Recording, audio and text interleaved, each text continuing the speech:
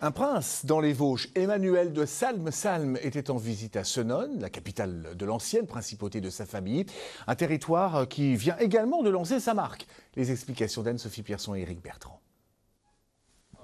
Dans les rues de Senones, 2400 habitants, le couple princier ne passe pas inaperçu. Non, nous sommes 4, alors avec moi.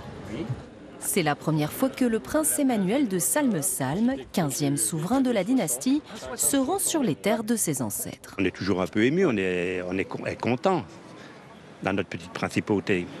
Des habitants toujours attachés à cette période insolite de leur histoire, car au XVIIIe siècle, la ville devient la capitale de la principauté de Salm, le plus petit état princier d'Europe avant son rattachement à la France.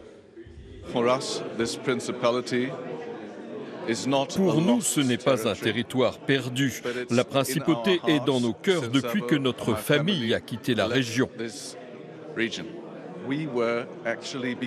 Nous sommes devenus princes grâce à ce lieu, donc ma famille a toujours entretenu un lien très fort avec ce nom et avec ce territoire.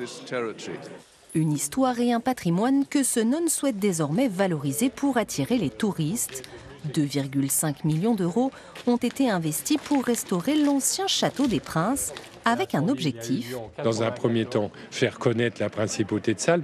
Tout le monde connaît la principauté de Monaco, en dehors du Liechtenstein, mais qui connaît la principauté de Salm? Personne.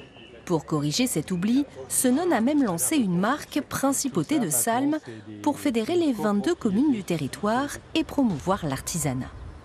Moi, je trouve que c'est plutôt bien. Ça peut permettre de connaître un peu plus Senones. Et puis, pourquoi pas ramener du monde. Puis, faire vivre un peu plus Senones qu'avant. Avec un rêve un peu fou, que l'ancienne principauté soit un jour aussi connue que Monaco.